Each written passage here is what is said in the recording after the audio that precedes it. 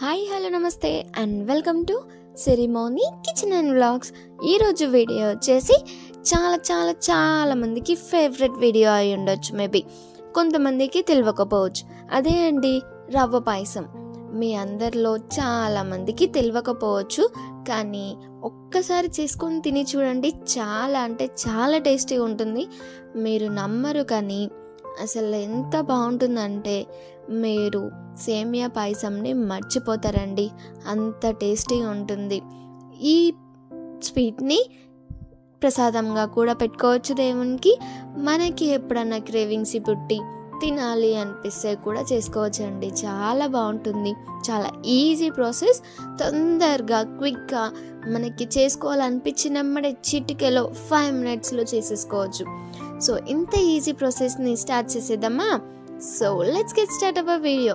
First ఒక mixie jar తీసుకొని అందులో 7 నుంచి 8 వరకు జీడిపప్పులు వేసి కొన్ని పాలు యాడ్ చేసి మంచిగా నేను వీడియోలో చూపిస్తున్న విధంగా మెత్తగా మిక్సీ పట్టుకోవాలండి. చూసారా, ఇలా మెత్తగా మిక్సీ పట్టుకొని పక్కన పెట్టేసుకోండి. ఇప్పుడు స్టవ్ పైన ఒక కడాయి పెట్టుకొని అందులో 1 టేబుల్ స్పూన్ నెయ్యి యాడ్ చేయండి. నెయ్యి ఇష్టం లేని వాళ్ళు కొంచెం ఆయిల్ వేసి ఇవి వేయించుకోవాలి.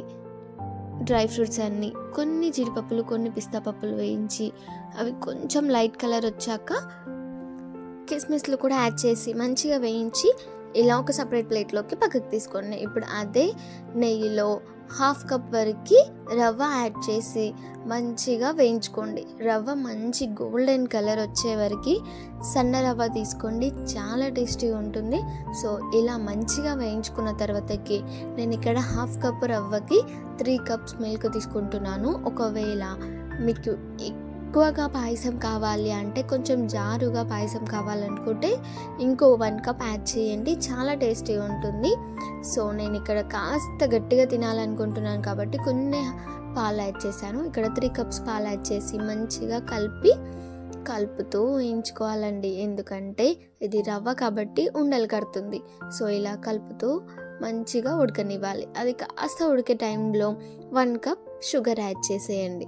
షుగర్ యాడ్ చేశాక మంచిగా కలుపుతూ వేయించుకోవాలి. ఇలా కాస్త షుగర్ కరిగిపోయాక మనం ఇందాక మిక్సీ పెట్టుకున్నామా జీడిపప్పు పేస్ట్ని, అది మొత్తం ఇందులో యాడ్ చేసి మళ్ళీ మంచిగా కలుపుతూ ఉడికించుకోవాలి. ఇలా మంచిగా ఉడికిపోయిన తర్వాతకి కొన్ని పాలల్లో కొంచెం కుంకుమ పువ్వు యాడ్ చేసి కరిగాక ఇలా వేసేసుకోవాలి. మీకు కుంకుమ పువ్వు అవైలబుల్గా లేకుంటే స్కిప్ చేసుకోవచ్చు. ఇది కొంచెం కలర్ కోసం మాత్రమే యాడ్ చేశాను, వేసుకుంటే బాగుంటుంది, వేసుకోకపోయినా కూడా ఓకే. తర్వాత మనం వేయించుకున్న డ్రై ఫ్రూట్స్ అన్నీ వేసి కొంచెం ఇలాచీ పౌడర్ యాడ్ చేసి మళ్ళీ మంచిగా ఇలా నేను వీడియోలో చూపిస్తున్న విధంగా లో ఫ్లేమ్లో పెట్టుకొని, గుర్తుంచుకోండి మొత్తం లో ఫ్లేమ్లో మాత్రమే చేయాలి. అలా అయితేనే మనకి రవ్వ పర్ఫెక్ట్గా ఉంటుంది, లేకుంటే ఉండలు కట్టి మన పాయసం అంత పర్ఫెక్ట్గా రాదండి. సో ఇలా మంచిగా వేయించేసుకొని, చూసారా కరెక్ట్ మంచిగా ఇలా ఉడుకుతున్న టైంలో చూసి స్టవ్ కట్టేసి ఇలా క్యాప్ మూసి సర్వ్ చేసుకోవాలి. అంతే అండి, ఇంకా మన రవ్వ పాయసం పర్ఫెక్ట్ టేస్ట్తో రెడీ అయిపోయింది. చాలా టేస్టీగా ఉంటుంది. ట్రస్ట్ మీ, చాలా ఈజీ ప్రాసెస్ కదా, మీరు కూడా ట్రై చేయండి. డెఫినెట్గా ఎలా వచ్చిందో నాకు కామెంట్ సెక్షన్లో చెప్పేసేయండి. మరి ఇంత ఈజీ ప్రాసెస్ ఉంటే మీరెందుకు ఆలస్యం చేస్తారు చెప్పండి, డెఫినెట్గా ట్రై చేస్తారు కదా. So thank you for watching my video.